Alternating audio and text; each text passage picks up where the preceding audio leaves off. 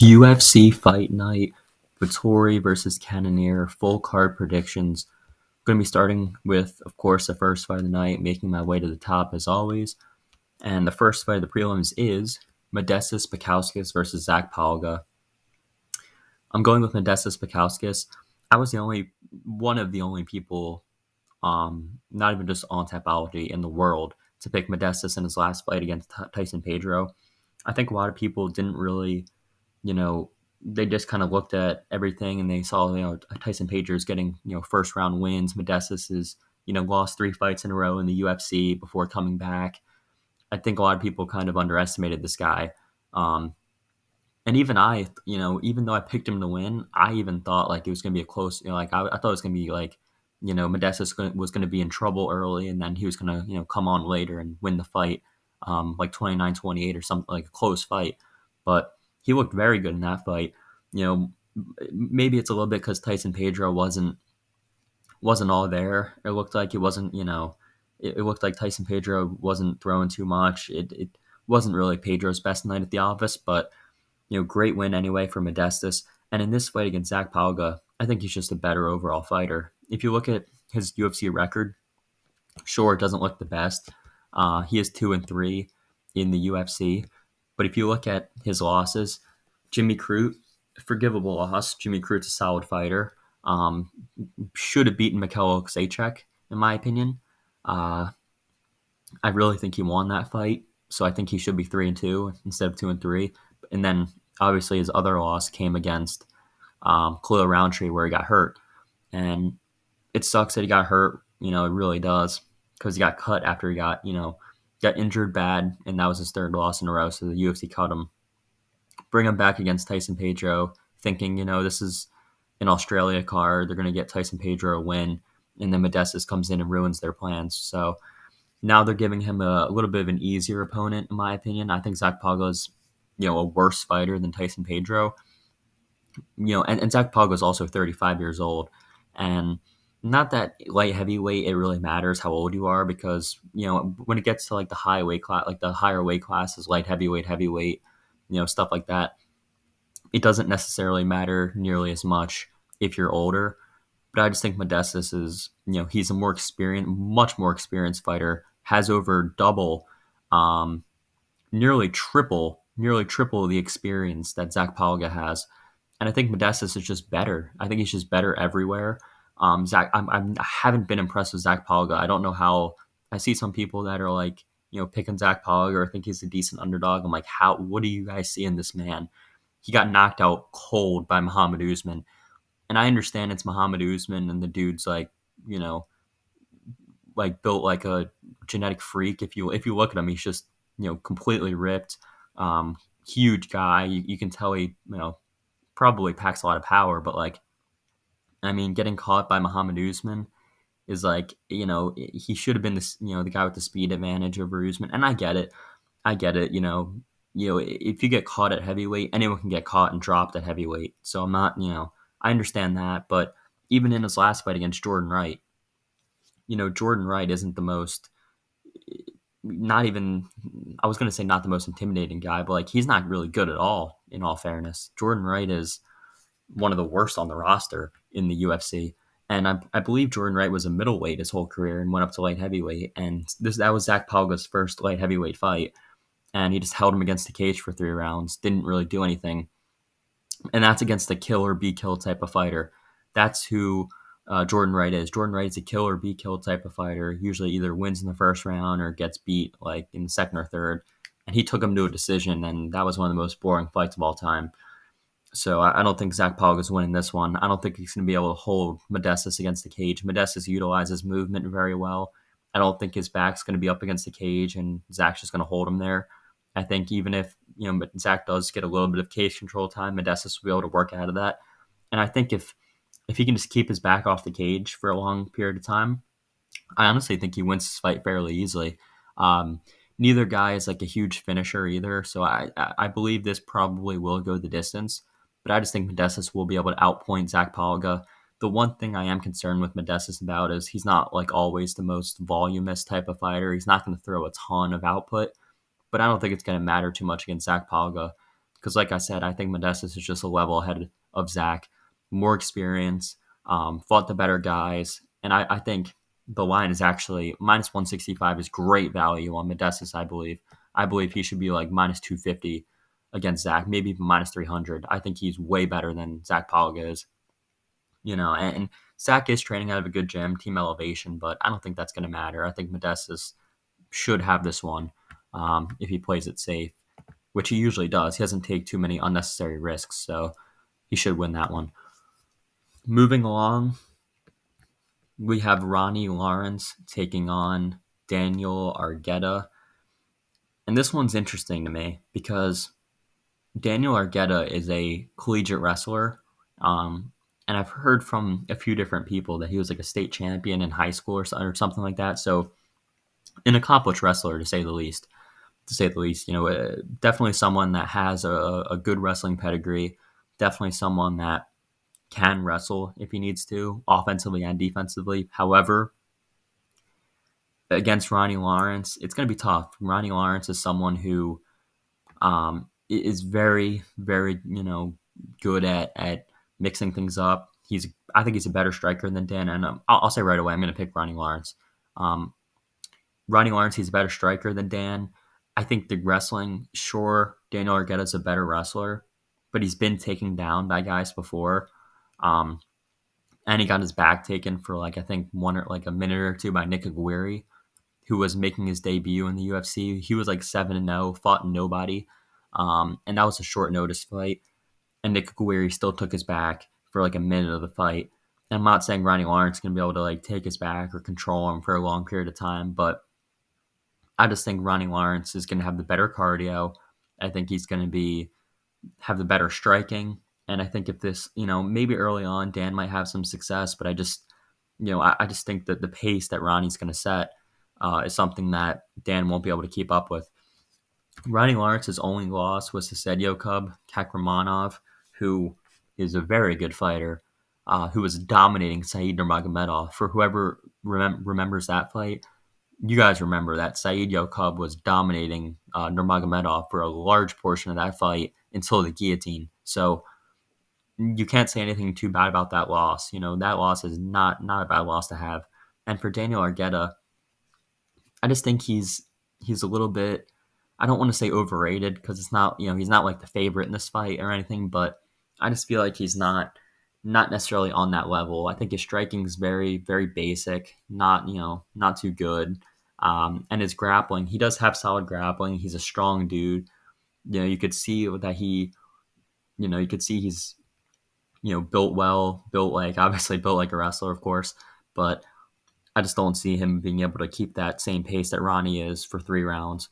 And like I said, if I think Ronnie could take him down, and I think Ronnie has the advantage on the feet, I think it's a pretty clear pick for me. Now, if Dan is getting his own takedowns, if Daniel Argueta can do the same thing that Sedyo Cub could do, I'd be pretty impressed. But from what I've seen of Daniel Argueta so far, I haven't really seen the ability to be able to just dominate someone like a Ronnie Lawrence. So for that reason, I'm going to go with Ronnie Lawrence to get it done. Next up is Teresa Bleda versus Gabriela Fernandez.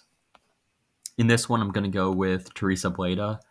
Although it is a little bit worrying, in all honesty, it's not one where I'm really super confident in, despite the major grappling upside here in this fight for Bleda, because Gabriela Fernandez got taken down and controlled for 13 minutes of the fight against Jasmine Sudovicius. But if you really think about it, I mean, Jasmine Sudovicius took down Miranda Maverick and controlled her for a large portion of their fight. So ultimately, I think the line is a little bit crazy. Minus 275 for Bleda. I think it's a little bit off. I think she should be a favorite, but minus 275 is like, wow. That's basically the odds maker saying that Blade is going to dominate Gabriela Fernandez. And I don't think if she does take her down, if she does get her to the ground, it will probably be Bleda just controlling her on top and winning a decision 30-27. But Gabriela Fernandez is a good striker. She's strong. She has power. So for Bleda, 21 years old. I think she's going to have to shoot immediately, which I think she will. I mean, she did have grappling success against Natalia Silva in their fight. Was actually winning that fight. Was looking good in that fight up until the end. Um, Took her down a few times, and Natalia Silva was actually one of the prospects of the division. So Bleda only being 21 years old, being the much better grappler in this fight, despite not having the striking. I think the striking edge is going to be clear for Fernandez. So I think Bleda has to shoot immediately and often. Um, if she doesn't get the first one, she's going to have to shoot again and again until she gets it because she does not want to be on the feet with a girl like Gabriela Fernandez. So the pick, though, is going to be Bleda. She's a much better grappler. She should be able to out wrestle and take down Fernandez and control her on the mat. We've seen it happen before. Bleda is known to be a grapple heavy, wrestle heavy type of approach. So I see the same thing happening in this fight, and I see her winning a decision. Next fight of the night is Carlos Hernandez and Denise Bondar. Um, I'm going with Carlos Hernandez. Slight favorite here. I think the odds actually flipped for this fight. I think Bondar's a favorite now, if I'm not mistaken. Um, could be wrong about that, but I believe Bondar's a favorite now. Regardless of that, I don't know how Bondar is. He's 16-4, so he has a lot more experience, double the experience of Carlos Hernandez. So that's a good thing. But if you look through his record is very padded, and I mean extremely padded. You look at his record, and he's fought in cans on the regional scene. He's fought in these like bum promotions, and no disrespect, to these promotions, but like, I mean, come on, look at these promotions. Do you guys recognize any of these promotions? He's not fighting in Cage Warriors. He's not fighting in LFA. He's not fighting in like even CFFC, any good promotion, any promotion that's like, that's solid. He's not fighting in any of those. He's fighting against bums on the regional scene. So, how can I pick him to beat a Malcolm? Well, he lost to Malcolm Gordon. Um, that was a bad injury in that fight, but I think that was caused by Malcolm Gordon.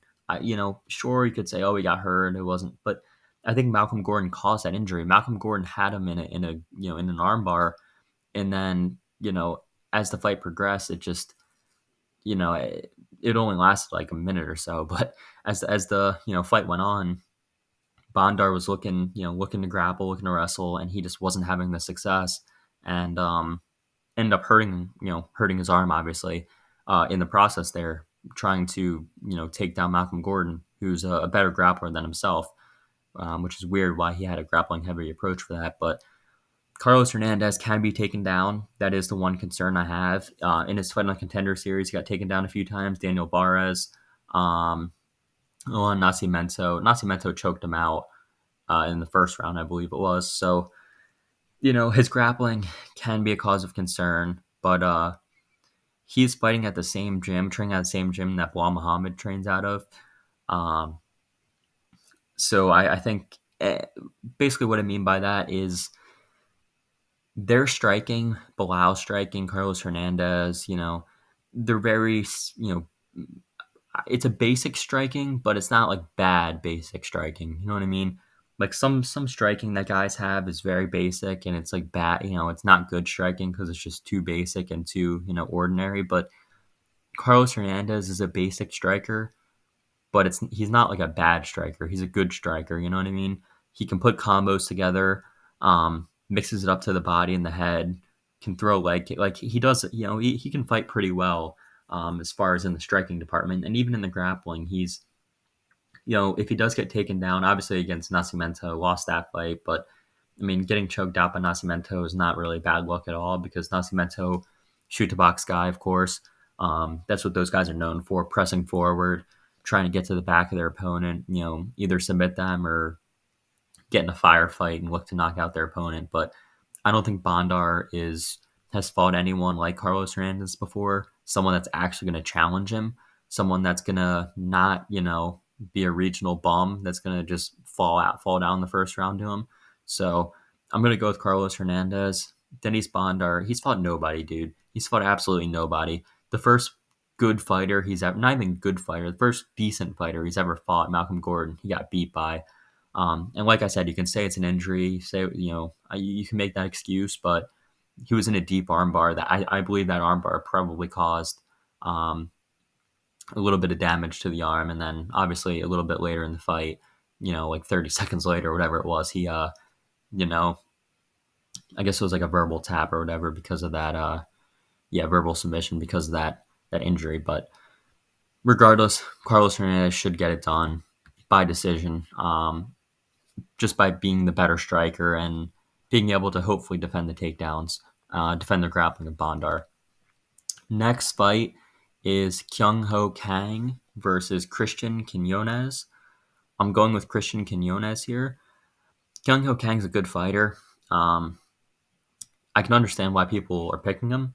He is the much more experienced UFC fighter. Uh, However, Kyung Ho Kang, it seems like his striking is very, based on throws a lot of jabs, throws a lot of low kicks. That's what he does typically, from what I've seen, at least in the Becquerel Dana fight. That was what I saw him do for pretty much the entire fight. Just jab, low kick, jab, low kick, jab, low kick. Loses the Ronnie Yaya, which really isn't a good loss to have at this point. I know Ronnie Yaya is a good grappler, but like losing a decision to Ronnie Yaya is like, dude. I mean, he's so slow in the striking. Um, he should have been able to piece up Ronnie Yaya in the striking, and the fact that Yaya beat him is very concerning. He's about to be 36 years old as well at bantamweight. Being a 36-year-old bantamweight is it's another red flag for me. Another red flag because if you're getting older in bantamweight, although he is coming off of a good win, he's fighting now Christian Quinones, who, in my opinion, should be better than. I mean, Christian Quinones is a guy that trained with Brandon Moreno previously, so I think that effect will definitely rub off on him a little bit as far as training with the champion. Um, Getting those type of looks is always something that I look at as a positive, of course. His last fight beat Khalid Taha, which I mean it's Khalid Taha, not the most impressive win, but I just think he's a much younger guy, 27 years old, should be improving pretty quickly, pretty rapidly at this point. And Kyung Ho Kang, we know what he is. We know what Kyung Ho Kang is. And Christian Quinones, I think the UFC is giving him a winnable fight here. And this is a pretty, how do I describe it? This is a pretty normal thing for this card, as you guys will be able to see. I think the UFC, certain cards like this, I feel like the UFC is giving certain fighters favorable matchups, and I think this is a favorable matchup for Christian Quinones. Um, I don't expect Kyung Ho Kang to. I expect him obviously to do his normal, throw. He does have a nice jab. Does throw some nice, leg kicks, of course, as I mentioned, but I expect Christian Quinones to, bring the pressure and look to clip Kyung Ho Kang, because Kyung Ho Kang is hittable. That's another thing. He is hittable. And being a little bit older bantamweight, I don't know if I'm going to be able to trust his chin too much if Christian Quinones is pressuring him and is, getting into a firefight. So the pick there is Christian Quinones. Next fight, did I pick all favorites so far? I think I picked all favorites. Man, Jimmy Flick taking on Alessandro Costa. I'm not going to pick the first underdog. I'm picking Alessandro Costa, and it's a lock of the card, in my opinion. I think Alessandro Costa is an absolute lock to win this fight. Jimmy Flick, let me just say this about Jimmy Flick. If you retire and come back, I can't pick you to win. Unless you're like a John Jones or like a GSP, unless you're like someone like that, I can't pick you to win. Jimmy Flick never had good striking, was always like his striking is pathetic. Let's just be honest. And I'm not trying to like be like this, like what do you call it, like internet tough guy or whatever, but like his striking is just like really, really pathetic. It's to the point where I think if I was in there in like a kickboxing fight against Jimmy Flick, I would probably beat him pretty easily. That's how bad it is. And I'm not even, I'm not acting like I'm a great kickboxer by any means. Like that's just how pathetic his striking really is. But his grappling is good. I will say that his grappling is good. But Alessandro Costa is a black belt. He's a black belt and he has massive power.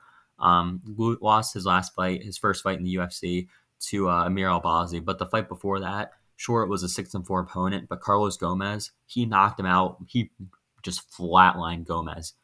I saw that knockout. It was brutal.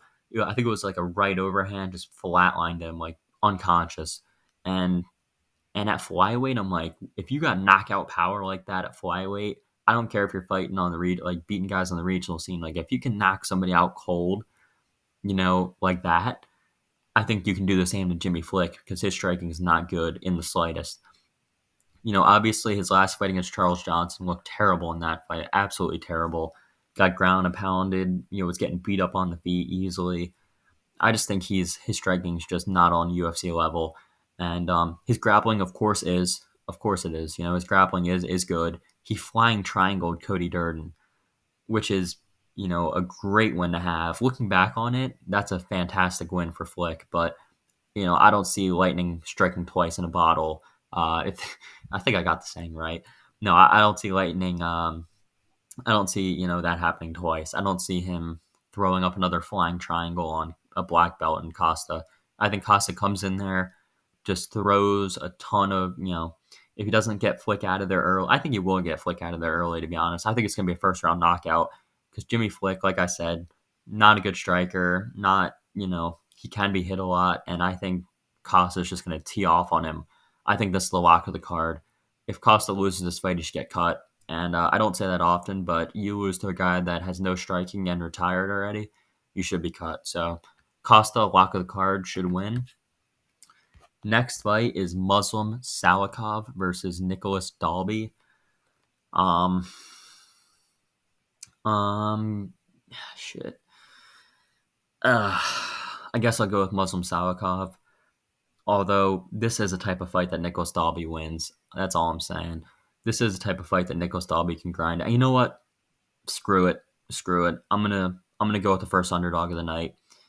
I'm going with Nicholas Dalby. I hate that I'm even doing this because Muslim Salikov, should be able to win this fight, but I just have a feeling Nicholas Dalby, every single fight he's in, he always, not every fight, but most fights he's in, he finds a way. And it's really weird how he does it. It's really weird how he somehow finds a way to win. But like almost every single fight he's in, he finds a way to win. You know what I mean? And he doesn't look good doing it. Beat Claudio Silva 29-28. Didn't look good in that fight. Didn't really look great in the Worley Alves fight. Won a split decision. He beat D-Rod somehow. I don't know how the hell he beat D-Rod. But, I think this is a fight where, I was looking at Nicholas Dalby as an underdog for a few days. And I was really going back and forth because I know, a lot of people are picking Muslim Salikov. A lot of people are thinking this is, but I just feel like these are two older guys, right?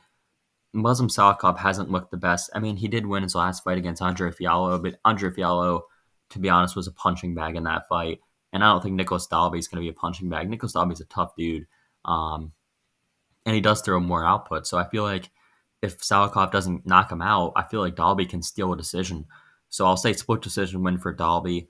Not a confident pick by any means, but I'm like, I mean, I gotta fit in some, underdogs. There's always some underdogs that win, right? There's always some underdogs that get it done. And I feel like this is one where I could just see it happening. I could just see a split decision for Dalby, everyone being pissed off that bet on Salikov. So I'm going to go with Nicholas Dalby to get it done by split. I'll call it right away. I'll call a split decision. I'll call a very close fight. But in a close fight, in a fight that I believe could go either way, I'm going to go with the underdog. So give me Nicholas Dalby to win this one. Next fight is Nicholas Moda and Manuel Torres. I believe this is the second fight of the main card. So Moda and Torres. I'm going to go with Manuel Torres to win this fight over Nicholas Moda. What I think is going to happen here is I think these guys are going to get into a firefight. I think Nicholas Moda, he likes to scrap. Manuel Torres likes to scrap as well. These guys are both most likely going to keep it on the feet and just, trade shots. And despite Nicholas Moda having trained with good competition, I know he mentioned I think the commentary mentioned in his last fight, the fight against Cameron Van Camp, I think they mentioned that he's trained with guys like Frankie Edgar before, and then now training at Extreme Couture. So he's training with very good competition. But despite that, I just, you know, maybe it's because that Jim Miller fight rubbed me the wrong way, but getting knocked out, I mean, I get it. It's Jim Miller, and Jim Miller's a legend of the game. Nothing but good things to say about Jim Miller. Absolute legend of the game. Um, Very, very good fighter. Very, been in the UFC forever. That was Moda's first UFC fight. Not anything, not too bad that he lost that fight. Like, not a terrible loss to have. I mean, like I said, it is Jim Miller, you know, legend of the game. But him getting knocked out like that makes me like kind of worry because Manuel Torres does have power. Beat Frank Camacho, who is chinny himself, but I feel like Manuel Torres is just one of those guys. He'll throw bombs. You know what I mean? He'll throw bombs, and I think he's, if Moda's getting knocked out by Jim Miller, and like I said, I've said it like 5 times already. Jim Miller's great, all time great. But if you're getting knocked out by 39, 40-year-old, almost at this point, Jim Miller, like what is 28-year-old Manuel Torres who has power going to do? What happens if he clips you? What happens if he rocks you? I just think Manuel Torres is going to be the one to win this fight here. I think he's going to knock out Nicholas Moda. Um, and maybe it's a little bit of a, I don't want to say recency bias because Moda did win his last fight against Cameron Van Camp, but Cameron Van Camp's not really UFC level. And I think Manuel Torres, and neither is Frank Camacho, to be quite honest. But I think, in a slugfest, in a fight where both these guys are swinging hard at each other, I think Manuel Torres' chin's going to hold up a little bit better than Nicholas Moda. So give me Manuel Torres in this spot. Few fights to go on the main card. Next is Pat Sabatini versus Lucas Almeida. Um, I'm going to go with the underdog here, actually. I'm going to go with Lucas Almeida to get it done. And the reason being is because Pat Sabatini, I do like Pat Sabatini. I think his grappling's very good. His wrestling's good. Not a bad fighter by any means. Not a bad fighter by any means. Very good fighter, actually. But the problem with Sabatini I've found is like his chin is just so questionable, man. And like I said, if he had a better chin and better striking, like I would probably say this is a pretty like clear pick for Sabatini. But man, I can't trust his chin against someone like Lucas Almeida. Lucas Almeida has massive, massive power on the feet, and he has a jiu-jitsu black belt as well. I know Pat Sabatini said there's levels to grappling, and there absolutely is. Not every black belt is the same. There are some black belts out there that can dominate and like completely destroy other black belts. So there are levels to being a black belt. But I just feel like if Lucas Almeida doesn't get submitted by Sabatini, I think eventually he'll find that shot. Probably early, but even he could probably even find it later. Like he is at that level where his striking is so dangerous that in any round he can hurt Sabatini and finish him. And like I said, Sabatini getting knocked out by Damon Jackson could have been like a 1 in 1,000 type of win for Damon Jackson. I feel like it probably was. I mean, how often does Damon Jackson front kick people to the face and then, beat them like that? So you could say it was like a fluky type of win, but, you know, I'm not going to even say it was really fluky because Pat Sabatini is chinny. He's very chinny. A lot of fights he's been in, even his wins, he's been rocked. He's been rocked in a lot of fights. In the what fight was it? In the Jamal Emmers fight. The Jamal Emmers fight, he beat him by heel hook, obviously. Emmers went for a toe hold. Sabatini went for a heel hook, and obviously heel hook over toe hold. Blew Emmers' knee right out from that heel hook. Great display of grappling by Sabatini in that fight, but he got dropped, and he not only did Sabatini get dropped, he got dropped and then mounted by Jamal Emmers. And I think if Lucas Almeida drops you and gets in a mount, he's going to rain down like heavy ground and pound. And I don't see Sabatini. If Sabatini gets dropped by Almeida, I don't see him surviving. I think Sabatini's path to victory is wrestling ASAP. I'd say first 30 seconds of the fight, he needs to be shooting takedowns. And if he doesn't get those takedowns, if Sabatini is stuck on the feet with this guy, Lucas Almeida, who is a little bit hittable himself, but I just don't see Sabatini having the power to knock out a guy like Lucas Almeida or really do too much damage on the feet. I think, in the grappling, Sabatini will probably have an advantage, but on the feet, I think Lucas Almeida might really hurt this guy, Sabatini. Lucas Almeida knocked out Mike Trezano in the third round, hit him with a beautiful left hook. Um, that's the thing with Almeida. He's just dangerous. He's very dangerous. He always comes to fight, and like I said, I got a lot of respect for Sabatini and, his level of grappling, but I just don't see him being able to withstand the power of Lucas Almeida. So Lucas Almeida will be the pick for me here. Featured fight of the night is Christian Leroy Duncan versus Armen Petrosian. I'm going to go with Christian Leroy Duncan. I've said it before, I'll say it again. I like guys who can flow in the striking, right? I like to pick guys that I look at and I'm just like, okay, this guy, he's very comfortable. There's certain guys, and I'm not saying Petrosian's not comfortable. Petrosian's a very good striker himself, very good. So absolutely not, no disrespect at all to Petrosian. Petrosian's a very, very good striker in his own right. However, I feel like CLD, Christian Leroy Duncan, is just, he's one of those guys. There's certain guys that you can see, like, they just flow so well. They're very calm in there. They're not, super anxious. They're not super, there's some guys that are just, they get in there and you could tell they're nervous on the feet. They don't really know, not that they don't know what they're doing, but they're afraid to make a mistake. They're afraid to, overthrow it. Like they look like they're just too like tense. You know what I mean? Like they're not loose enough. I think CLD is the complete opposite. I think he's very loose. Very loose on the feet. He'll throw spinning stuff. He'll throw, a bunch of different, he'll throw different types of kicks, punches, like whatever. He can even grapple. Um, I do expect him to mix up the grappling a little bit in this fight against Armen Petrosian to get it done. So yeah, I do like Christian Leroy Duncan in this spot.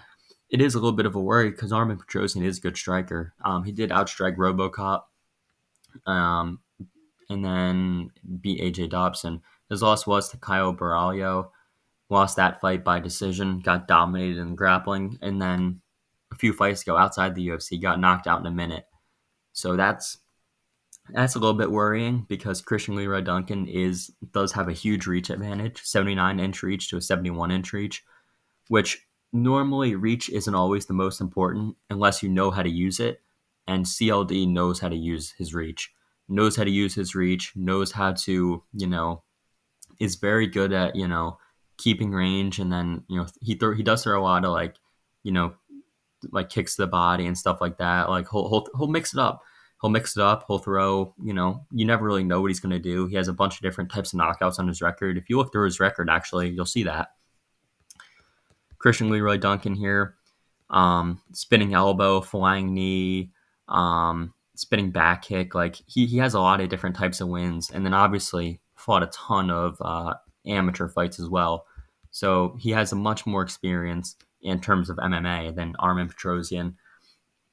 Of a wide variety of knockouts on his record. He also has the grappling in this fight if he needs to. If he needs to try to grapple, he could try to do that as well. I think Christian Leroy Duncan should win this here.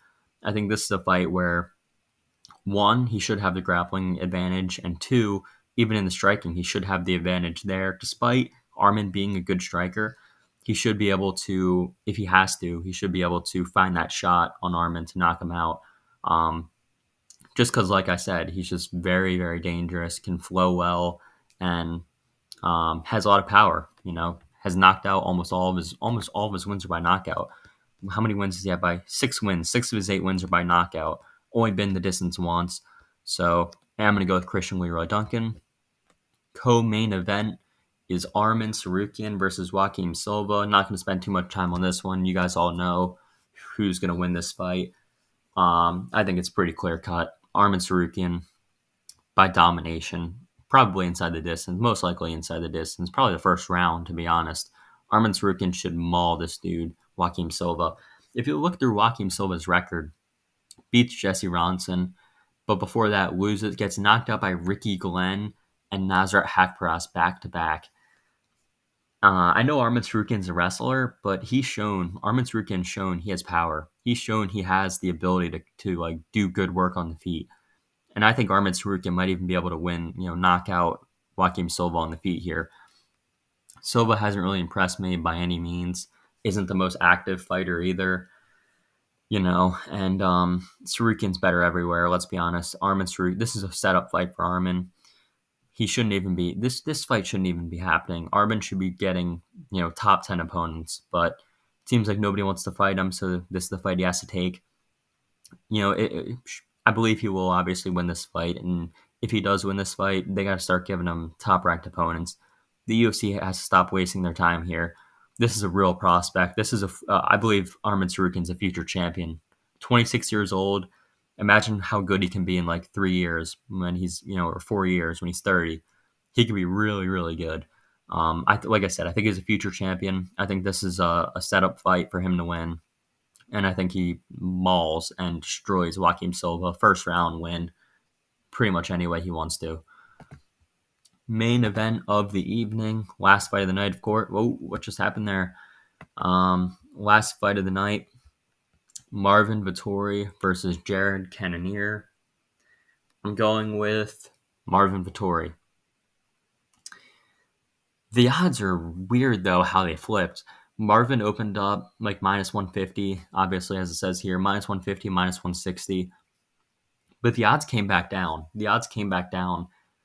Now Marvin Vettori and Jared Cannonier is close to a pick 'em. I think Marvin's like a minus 120 now or something like that. So money's come in on Cannonier, and I'm really curious as to why. I understand Vettori is not.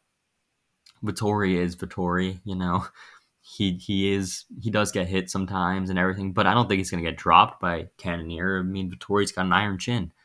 If anyone has an iron chin in the UFC, it's Marvin Vettori. Marvin Vettori, he can eat head kicks. He can eat, you know, like any punch to the face and just eat it and keep coming forward. I think he's the better grappler in this fight. I think he's a younger fighter by 10 years. Cannonier's 39. You know, I think this is a Marvin Vettori win. He should win this fight over the distance. I think Vettori, both guys are obviously experienced. Both guys have fought the highest levels of competition and, generally have done pretty well. I mean, Vettori, his losses in the UFC are to what? Adesanya and Whitaker, I believe, are his only two UFC losses. He also lost to Antonio Carlos Jr. in 2016, but like as of recently, his only losses are to Adesanya and Whitaker, and neither of those are bad losses. Adesanya and Whitaker are both better than Cannonier as well, so no, nothing bad about that. And I just think Vettori, like I said, I think he's training out of Extreme Couture, training with guys like Chris Curtis, Sean Strickland. Who else is at that gym now? There's plenty of other guys. I don't need to go into the list. I say the list all the time.